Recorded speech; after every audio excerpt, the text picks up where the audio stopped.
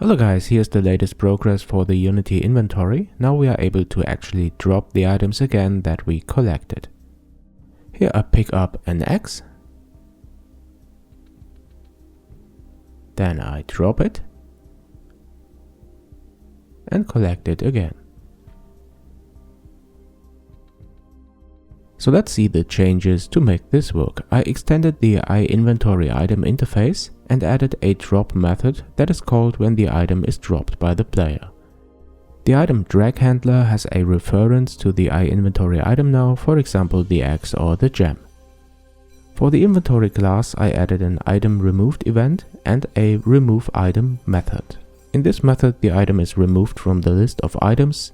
The new method onDrop is called for this item, the collider is reactivated and the event item removed is fired. This event is bound by the HUD, just like item added.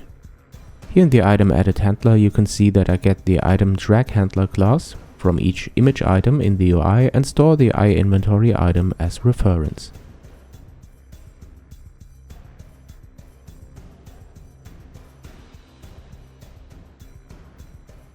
In the item removed handler I try to find the reference to the item that will be removed, disable the image when I found it and set the sprite and inventory item to null. The actual drop of the item to the ground I implemented as a first test in the onDrop method of an itemDdragHandler.Item, but I will create a base class or helper method so that each item has this ability by default but is able to override it. What I do here is I raycast the point in the scene where my mouse position is, activate the item, the game object that is dropped again, and set the position of the object to this point. These extensions in the scripts gives us the possibility to drop an item out of the inventory and pick it up again.